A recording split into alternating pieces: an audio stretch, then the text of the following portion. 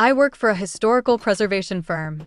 My job is simple: walk through condemned mansions, photograph the layout, and mark down any structural anomalies. It's boring, repetitive work until tonight. I was finishing up a sweep of the Blackwood Estate, a sprawling Victorian manor that's been abandoned since 1924. I had already mapped the second floor and was heading back to the stairs when I noticed something impossible. The floor plan I was holding clearly indicated a dead-end hallway. But as I passed the spot where the wall should have been, I felt a draft, the distinct, metallic smell of ozone and wet earth. I turned around.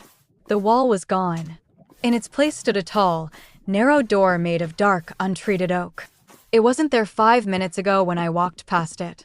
There was no dust on the threshold, and the wood looked damp, as if it had just been freshly hewn. My flashlight beam didn't hit a back wall when I shone it through the gap. Instead, the light just died. It didn't fade. It stopped abruptly, as if the hallway was vacuum sealed. I should have left. I should have called my supervisor. But the silence in the house was suddenly replaced by a sound that made my skin crawl, the rhythmic, wet thumping of a human heart, amplified so loud it was vibrating the floorboards beneath my boots. I stepped through the doorway. The moment my heel crossed the threshold, the door behind me didn't just close, it vanished. I spun around, reaching for a handle, but there was only smooth, cold plaster where the door had been. I wasn't in the mansion anymore.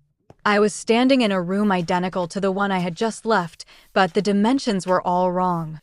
The ceiling stretched up into an infinite, suffocating blackness. And then I saw the pictures on the walls. They were photos of me. There were hundreds of them. Me walking into the house. Me eating lunch in my car. Me sleeping in my bed 3 nights ago. And in every single photo, there's a tall, blurred figure standing exactly 2 inches behind my shoulder. I looked at the final frame on the wall. It was a photo of me, right now, standing in this room. But in the photo, the figure isn't blurred anymore. It's holding a key, and it's slowly reaching out to unlock the door that I just realized is painted onto the wall directly in front of me.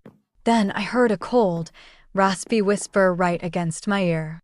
Asterisk, you weren't supposed to see the catalog, but now that you're in the collection, you'll never leave.